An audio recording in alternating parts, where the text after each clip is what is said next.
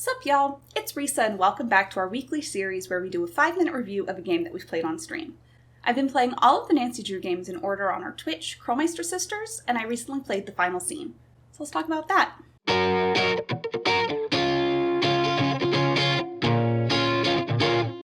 The final scene is the 5th game in the Nancy Drew series by Her Interactive. It was released in 2001 and Ariana and I played and finished it in early 2003.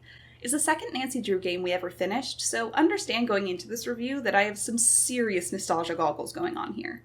The game is available on Steam and Her Interactive store, and plays without much problem on modern Windows computers. You might have to put it into compatibility mode, but I haven't had any issues with it on Windows 10. Let's talk plot. No spoilers, but let's have a brief overview of the game. Nancy is in St. Louis with her friend, Maya Nguyen, who is getting her degree in journalism. An historic theater in St. Louis, the Royal Palladium, is being demolished in 3 days, so they're premiering a new movie there as a bit of a send-off.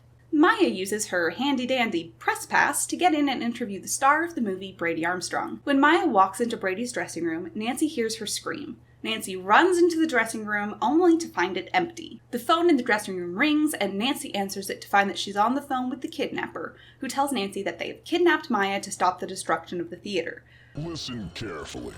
If they knock the theater down, the girl goes with it. Yeah, this game isn't messing around. So Nancy has 72 hours to find her missing friend, stop the destruction of an historical monument where Harry Houdini once performed, and find out who actually owns the theater. As you do. Our suspects are Brady Armstrong, who needs all the press he can get, his agent Simone Mueller, who will do anything to promote her client, activist Nicholas Falcone, whose organization Had It is at the theater to stop its destruction, and the theater caretaker Joseph Hughes, who has worked at the theater for decades. It's a great cast of characters who may not all be very likable, but they're all three-dimensional and complicated, except for Sergeant Ramsey, who is just a complete asshole for no real reason, and literally makes this missing persons case a lower priority when he hears that Nicholas Falcone is involved. I'm not gonna jump on the bandwagon here with this whole Royal Palladium thing and let him make my unit look like a bunch of chumps. ACAB. Nancy spends the entire game interrogating her suspects in the sassiest way possible, and honestly, I love that for her. I think your phone's about to ring. Nancy is so feisty in this game. She won't let anything stop her from finding her bestie, who we never hear about again in the rest of the series. Let's talk gameplay. This game, just like the rest of the series, is a point-and-click adventure puzzle game. It has a good mix of types of puzzles, from unblock type puzzles to using a pencil to trace the indent of a key. Also, we learn that Rubber is shockproof. the way time passes in this game is different from the previous games. It has a 3-day structure where you hit specific story beats on each day. This means that you have to finish certain puzzles to be able to move on to the next day.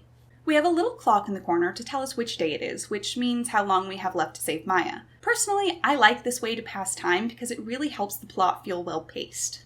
So what do we like about the game? God, I love this game. I'm always partial to anything that takes place in a theater, so this really hits the spot for me.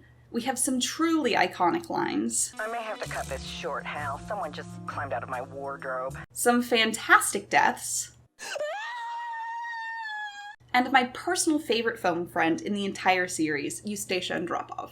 I'm 96 over here. I don't exactly have time to burn. The plot is nice and neat, the culprit is heartbreaking, and the game is really well paced. It's one that I often want to replay, and I do so at least once a year. What don't I like about it? The movement continues to be really janky. Not as bad as Treasure in the Royal Tower, but it's still really frustrating. It's also pretty short. On a first playthrough, it's only about 4 hours, I think, and I usually finish it in about 2. For the $10 price tag, I think it's still worth it though. All in all, I love this game so much. It's one I always recommend for new players as a way to endear them to the series. I would definitely put it in my top 5 favorite games in the series. Let me know in the comments what you think. If you like this video, make sure to give it a big ol' thumbs up and subscribe to the channel if you haven't already. If you want to watch us live, you can follow us on Twitch. The link to our channel is in the description below. If you're interested in Nancy Drew themed merch, make sure to check out our Etsy in the description as well. Thank you so much for watching, and I'll see you next week. Peace out, y'all.